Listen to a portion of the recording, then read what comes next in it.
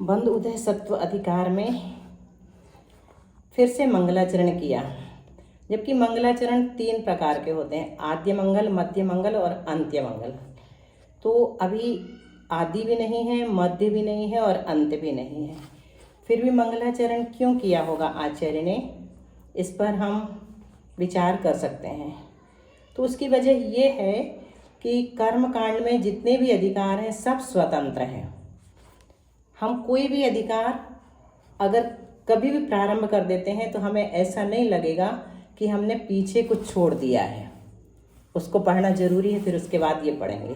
चाहे वह गति मारना हो, इंद्रिय गई इंद्रिय चक्काए जो ए वे 14 जो मारना है ना, कोई भी मारना हम स्वतंत्र रूप से कभी पढ़ सकते हैं। ज्ञान मारना भी पढ़ेंगे तो हमें ये नहीं लगेगा कि आगे पीछे इसके कुछ पढ़ना आवश्यक था, लिंक नहीं बन रहा है, ऐसा है। तो इस कारण से शायद स्वतंत्र अधिकार होने से सारे आचार्य हर अधिकार में मंगलाचरण करने का भाव बनाते होंगे, कहा नहीं जा सकता क्या कारण है। तो नमि ऊण नेमि चंदम, नमि ऊण नेमि चंदम असहाय परक्कमं महावीरं बंधुदय सत्यजुत्तम ओघाते से थवम वोच्छम। उसी तरह आचार्य नेमिचंद्र यहाँ पर फिर से शीतल चंद्रमा के समान जो हैं, ऐसे आचार्य नेमिचंद्र को नमस्कार कर रहे हैं। तो क्या कह रहे हैं, मैं नेमिचंद्र आचार्य असहाय पराक्रमम, जिनका पराक्रम असहाय है। असहाय मतलब किसी की सहायता की, जिनके पराक्रम को जरूरत नहीं है, कर्म रूपी वैरी को जीतने में असहाय है, मतलब किसी दूसरे की सहायता की अपेक्षा जिसमें नहीं है, ऐसे पराक्रम वाले। तथा महावीर, महावीर का अर्थ हमने पहले अध्याय में देखा था, महान, वी यानी विशिष्ट, ई यानी लक्ष्मी, रा यानी राति, महान विशिष्ट लक्ष्मी को देने वाले, अर्थात वंदन करने वाले को, वंदने वालों को मनवांछित फल के देने वाले। ऐसे नेमिनाथ तीर्थंकर रूपी चंदम, चंदम यानी चंद्रमा को नमस्कार करके, नमियून यानी नमस्कार करके, असहाय परक्कमम महावीरम नेमिचंदम नमियून, यहाँ तक अन्वयार्थ लग गया। आगे क्या कहते हैं, गुणस्थान और मारणाओं में कर्मों के बंध उदय सत्यजुत्तम, गुणस्थान और मारणाओं में जो कर्मों के बंध उदय और सत्य को बताया गया है, उसको बताने वाले थवम वोच्छम यानी स्तव रूप ग्रंथ को कहूँगा। गुणस्थान और मारणा कहाँ से लिया, तो ओघ यानी गुणस्थान, आदेश यानी मारणा। ओघ यानी सामान्य, आदेश यानी विशेष, हम पढ़ चुके हैं। तो सामान्य तो गुण स्थान होते हैं और मारणाओं को विशेष कहा है, उन्हीं को ओघ कहा है और मारणाओं को आदेश या विशेष कहा है। तो ओघादेशे यानी ओघ में और आदेश में, गुण स्थान में और मारणा स्थानों में कर्मों के बंध उदय सत्यजुत्तम, बंध उदय और सत्य को बताने वाले स्तव रूप ग्रंथ को, थवम यानी स्तव रूप ग्रंथ को, वोच्छम यानी कहूँगा।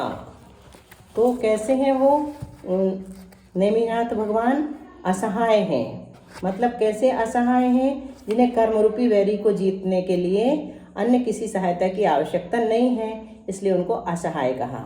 और पराक्रमी क्यों हैं, तो रत्नत्रय की सामर्थ्य रूप पराक्रम से वो सहित है। अभेद रत्नत्रय, अभेद रत्नत्रय रूप जो पराक्रम है, अभेद रत्नत्रय की जो सामर्थ्य है, उस सामर्थ्य रूप पराक्रम से सहित है। और महावीरम का अर्थ हमने देख लिया, मनवांछित अर्थ के प्रदाता, महान विशिष्ट लक्ष्मी को देने वाले। तो मंगलाचरण में क्या किया गया है, इष्ट देव को नमस्कार किया गया है और विषय की प्रतिज्ञा की जाती है हमेशा। तो इष्ट देव को नमस्कार में चंद्रमा के समान शीतल नेमिनाथ तीर्थंकर को नमस्कार करता हूँ, ऐसा कह करके किया। और विषय की प्रतिज्ञा कैसे की, तो कहते हैं कर्मों के बंध उदय सत्व के प्रतिपादक स्तव को कहूँगा। अब यहाँ पर जो स्तव शब्द डाला है, उसके लिए आचार्य स्वतंत्र गाथा लिखते हैं, स्वयं गाथा लिख रहे हैं। तो क्या कहते हैं, अगली गाथा देखते हैं। किसे स्तव कहते हैं, किसे स्तुति कहते हैं और धर्म कथा किसे कहते हैं, गाथा नंबर 88 में बता रहे हैं। शैलंगेकं गेकं गहियार सवित्तरम ससंखेवम वर्णन सत्तम थय थुई धम्म कहा होय नियमेण। सयलंगिकंगिकं गहियार सवित्थरं ससंख्येवं वर्णन सत्थं थयथुई धम्म कहा होय नियमेन। सयलंगिकं गहियार सवित्थरं ससंख्येवं वर्णन सत्थं थयथुई धम्म कहा होई नियमेन। सादर प्रणाम दीदी, सादर वंदना। सयलंगिकं गहियार सवित्थरं ससंख्येवं वर्णन सत्थं थयथुई धम्म कहा होय नियमेण। सादर वंदना दीदी। त्रैलंगिकं गहियार सवित्थरं ससंख्येवं वर्णन सत्तम थयथुई धम्म कहा होय नियमेण। वंदना दीदी।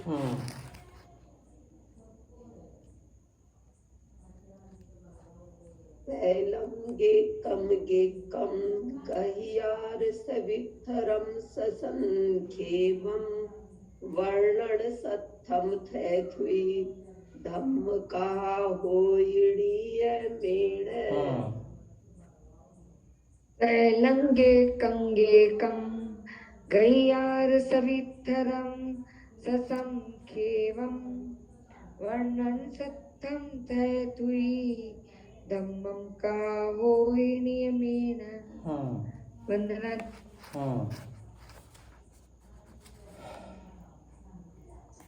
सैलंगिकं गहियार सवित्थरं ससंख्येवं वर्णन सत्थं थयथुई धम्म कहा होय नियमेन।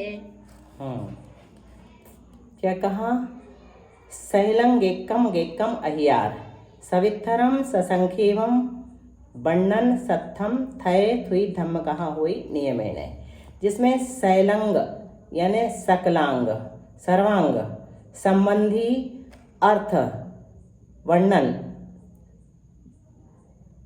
सवित्थरम ससंख्येवम विस्तार सहित अथवा संक्षेपता से कहा जाए ऐसे शास्त्र को, सत्थम यानी ऐसे शास्त्र को, स्तव थय यानी स्तव कहते हैं। ये तो स्तव के बारे में बताया। अब अंगम एकम, जिसमें एक अंग का अर्थ सवित्तरम ससंख्येवम विस्तार से अथवा संक्षेप से हो, उस सत्थम थुई नियमेन उस शास्त्र को स्तुति कहते हैं। फिर एकंग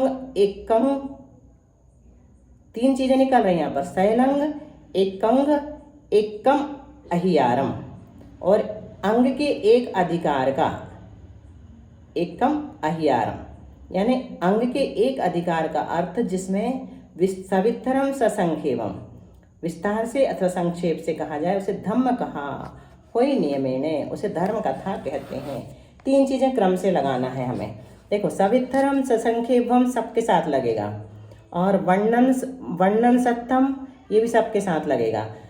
विस्तार से अथवा संक्षेप से वर्णन करने वाले शास्त्र को कैसे सकलांग का संपूर्ण सर्वांग संबंधी अर्थ का सवित्थरम ससंख्येवम वर्णन सत्थम थय होई नियमेन, जिसमें सर्वांग सहित अर्थ सर्वांग संबंधी अर्थ विस्तार सहित अथवा संक्षेपता से कहा जाए ऐसे शास्त्र को स्थव कहते हैं। फिर दूसरे में क्या कहा? एकंगम एकम अंगम, यानी एक अंग का अर्थ विस्तार से अथवा संक्षेप से जिसमें कहा जाए उस शास्त्र को थुई यानी स्तुति कहते हैं।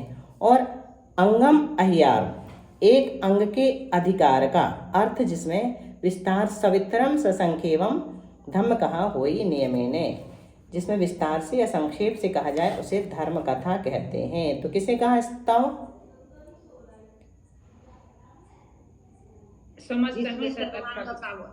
संक्षेप से अथवा सविस्तर वर्णन किया। जिसमें समस्त अंग संबंधी अर्थ विस्तार या संक्षेप से जिसमें कथित हो। स्तुति किसे कहते हैं? जिसमें एक अंग से विस्तार से अथवा संक्षेप से कहा। एक अंग संबंधी अर्थ जिसमें विस्तार या संक्षेप से कथित हो उसे स्तुति कहते हैं। धर्म कथा किसे कहते हैं? एक अंग के अधिकार का विस्तार से व संक्षेप से कहा हाँ, जाता एक है। अंग के एक अधिकार का विस्तार या संक्षेप से जिसमें वर्णन हो उसको क्या कहते हैं? धर्म कथा कहते हैं। और इस अधिकार में बंध उदय सत्ता से संबंधित क्या कहा जाएगा? सकल अर्थ को कहा जाएगा। इसलिए इसे क्या कहा? स्तव कहा। इस अधिकार में बंध उदय सत्ता तीन से संबंधित सकल अर्थ को कहा जाएगा।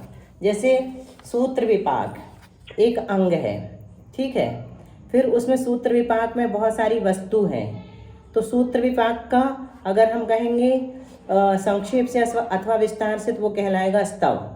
फिर उसके अंदर जो वस्तु हैं उनको अगर हम संक्षेप से या विस्तार से उनका वर्णन किया जाएगा तो उसको क्या कहेंगे? स्तुति। और उनमें जो अधिकार हैं, वस्तु के अंदर अधिकार हैं, जो अपने द्वादशांग है ना, उनमें अपन ने पढ़ा है, सूत्र विपाक आदि पढ़ के आए हैं, तो उनमें जो अधिकार है उसका वर्णन अगर संक्षेप अथवा विस्तार से कहा जाएगा तो उसको धर्म कथा कहेंगे। धर्म कथा। ठीक है, आगे पैडिठिदि अनुभाग पदे से बंधोति च दुविधो बंधो। पैडिठिदि अनुभाग पदे से बंधोति च दुविधो बंधो। उक्कस्य मणुक्कसं जहन्न मजहन्न गतिपुधम। पयडिठिदि अनुभाग पदे से बंधोति च दुविधो बंधो। उक्कसमणुक्कसं जहन्न गतिपुधम। अनुस्वार है क्या? गंती है क्या? गंती? अच्छा, इसमें नहीं है। जहन्न मजहन्न गतिपुधम। चलो देख, गंती है मेरे भी। हाँ तो गंती सही होना चाहिए। पयडिठित्यनुभाग पदे स बंधोति च दुविहो बंधो। उक्कसमणुक्कसं जहन्नम जहन्न गंतिपुधम। गंती सागर प्रणाम करिए, सागर वंदना। अनुभाग पदे से बंधोति च दुविहो बंधो। उक्कसमणुक्कसं जहन्नम जहन्नम गंतिहो पुधम।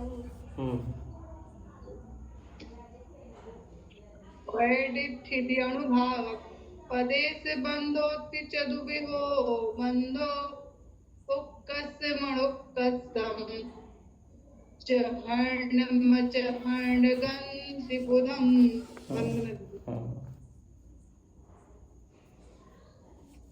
पैडिठिदि अनुभाग पदे से बंधोति च दुविहो बंधो। उक्कसमणुक्कसं जहन्न गंतिपुधम। पैडिठिदि अनुभाग पदेश बंधोति च दुविहो बंधो। उक्कसमणुक्कसं जहन्न गंतिपुधम। दीदी ऐसी ही गाथा द्रव्य संग्रह में आई है। पैडिठिदि अनुभाग पदेश भेदा दुच दुविधो बंधो। जोगा पैडी पदेशा ठिदि अनुभागा कसाय दो होंगी। बिल्कुल सही। एक लाइन तो पूरी मिल रही है। बिल्कुल बिल्कुल दीदी। जी जी।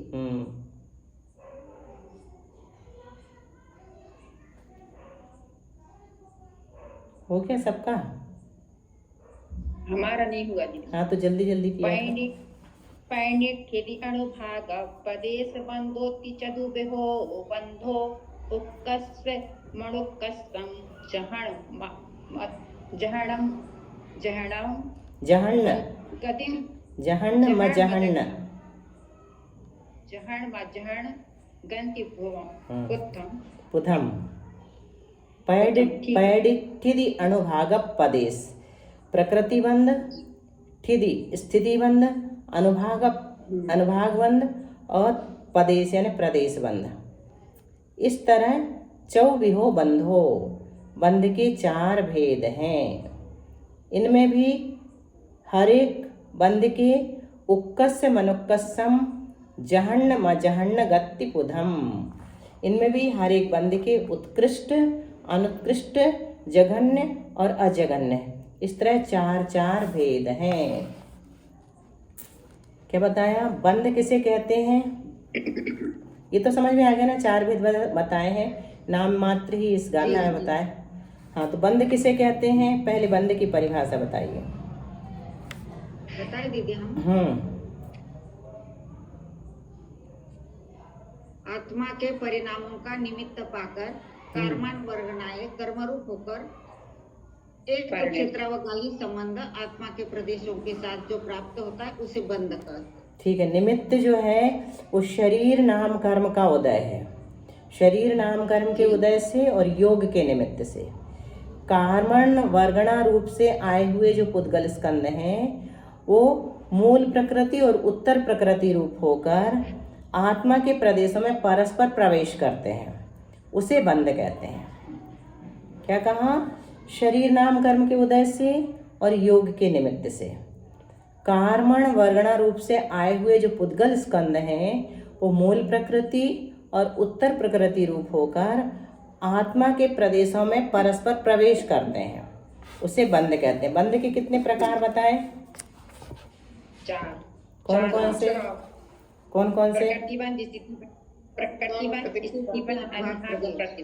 हाँ, ज्यादातर हम बोल देते हैं प्रकृति, प्रदेश, स्थिति और अनुभाग, तो वो क्रम नहीं लेना है कर्मकांड में। ये जो क्रम दिया है ये बहुत सोच विचार करके दिया गया है, इसलिए हमेशा इसी क्रम को याद रखना है। प्रकृतिबंध, स्थितिबंध, अनुभागबंध और प्रदेशबंध लास्ट में लिया। तो प्रकृतिबंध किसे कहते हैं? मूल उत्तर प्रकृतियों का यथा योग्य जीव से संबंध होना, उसको प्रकृतिबंध कहते हैं। स्थितिबंध किसे कहते हैं? तो बंधी प्रकृतियों का जीव से संबंध रूप रहने का काल, बंधी जो प्रकृतियां जो बंध गई हैं उनका जीव के साथ संबंध रूप बने रहने का जो काल है उसको स्थितिबंध कहते हैं। अनुभाग बंध किसे कहते हैं? तो प्रकृतियों में जो फल देने की शक्ति होती है उसे अनुभाग बंध कहते हैं। प्रदेश बंध किसे कहते हैं? तो प्रकृति रूप परिणत जो पुद्गल परमाणु हैं उनका प्रमाण, प्रकृति रूप परिणत जो पुद्गल परमाणु हैं उनका प्रमाण जो है वो प्रदेश बंध कहलाता है। जैसे आम की प्रकृति क्या है? मीठा कह सकते हैं, हाँ मिठास। आम की स्थिति हम बता सकते हैं कितनी हो सकती है? पके आम की, कच्चे की भी 5-7 दिन, है ना। आम का अनुभाग क्या है? कितना अधिक मीठा, कितना अधिक स्वादिष्ट, ये सब उसका अनुभाग कहलाता है। और आम के प्रदेश किसे कहेंगे?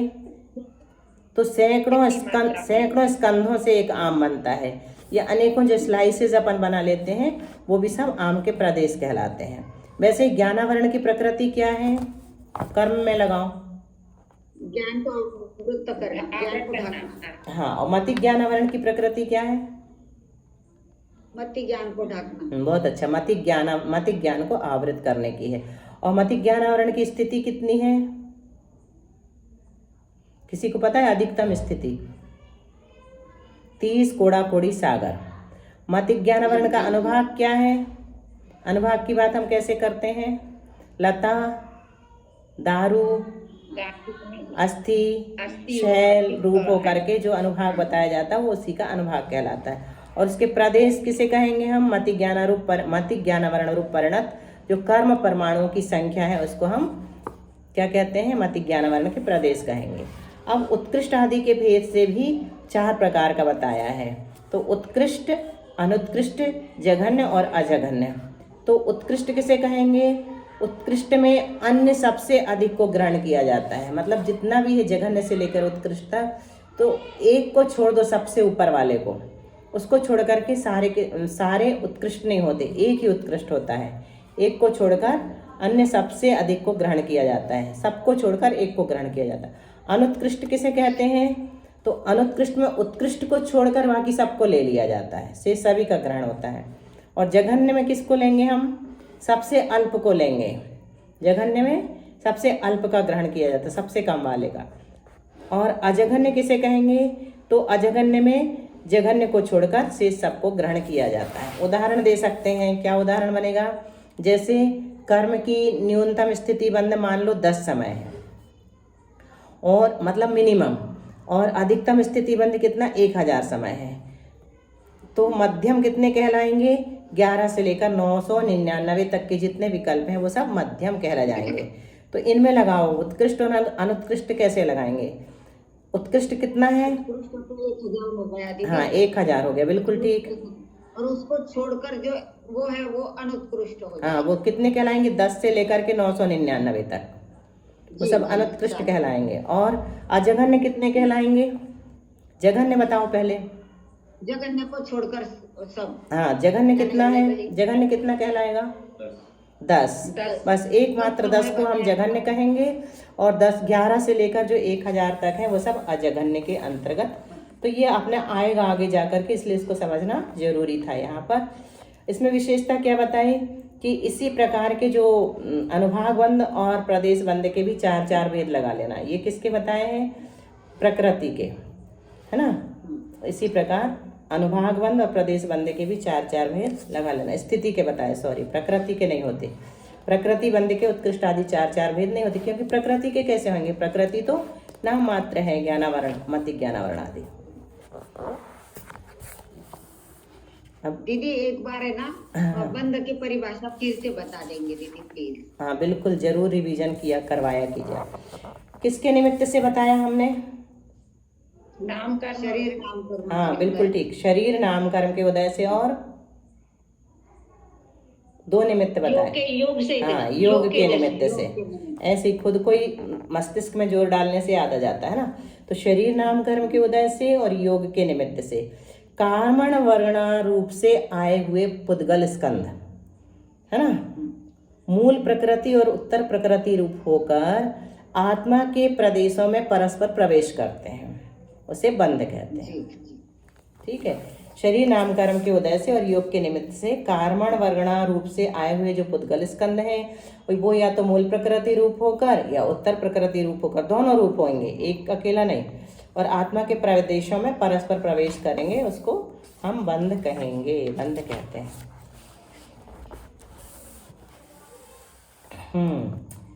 अगली गाथा 90।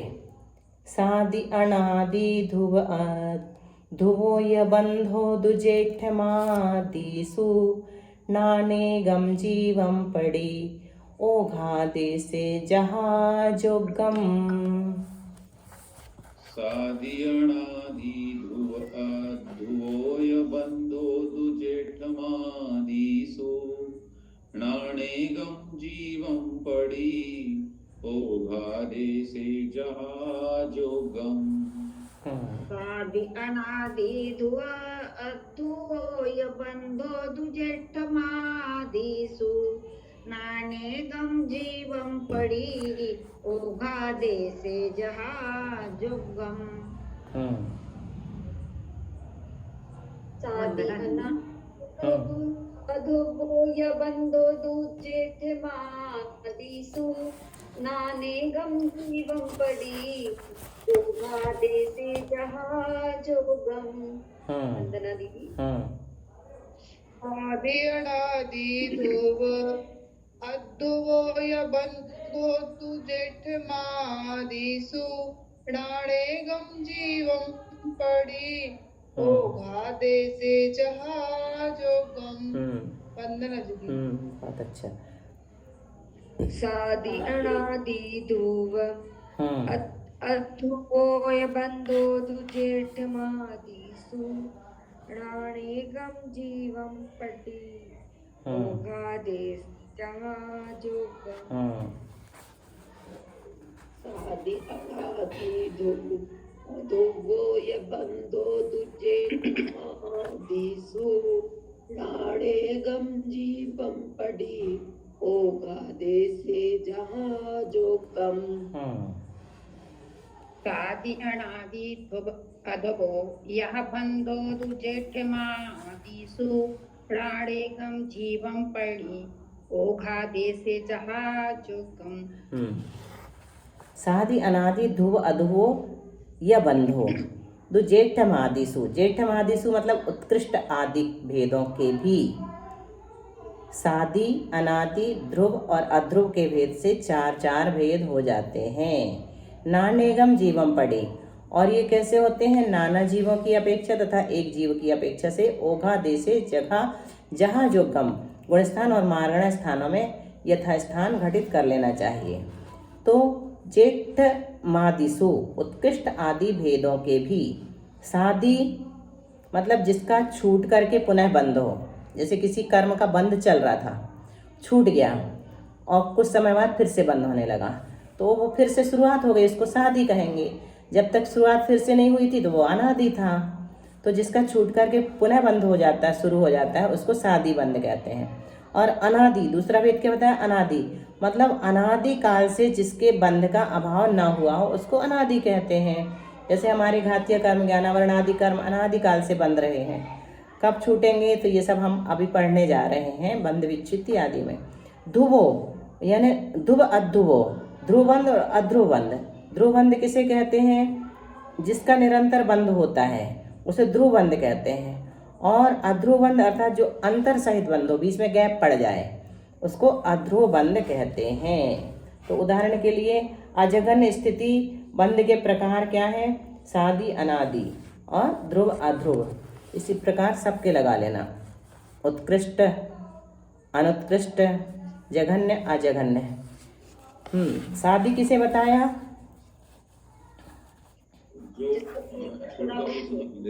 बंद हो रहा था फिर रुका और फिर हुआ।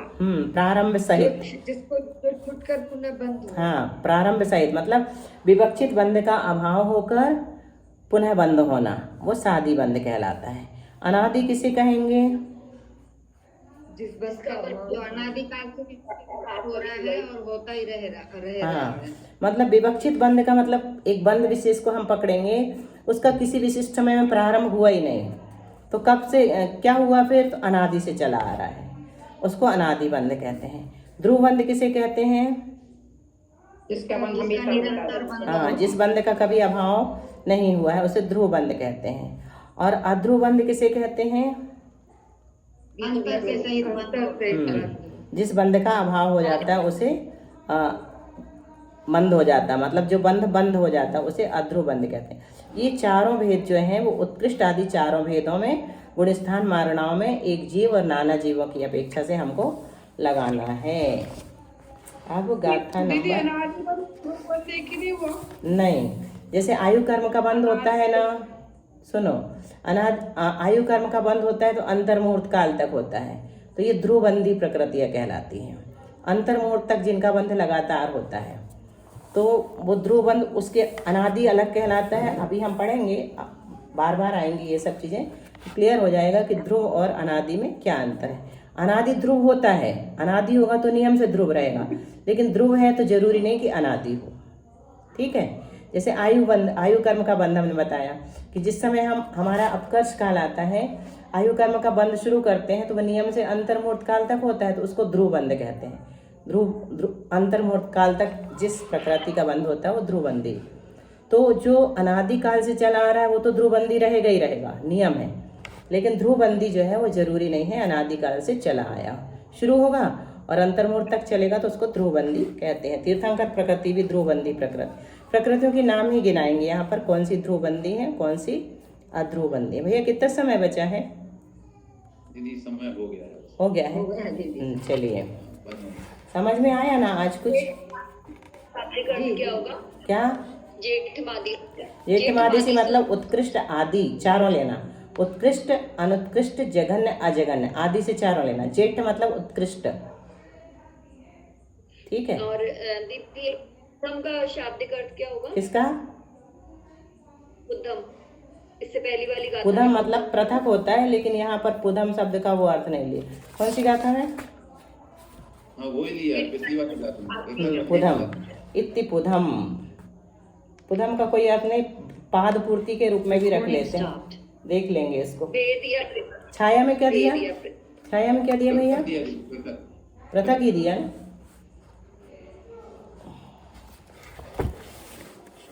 बुद्धि समाधि परिणाम शुद्धि स्वात्मोपलब्धि शिव सौख्य सिद्धि चिंतामणिं चिंतित वस्तु दाने त्वां वंद्यमानस्य ममास्तु देवी। 9 बार नमोकार मंत्र।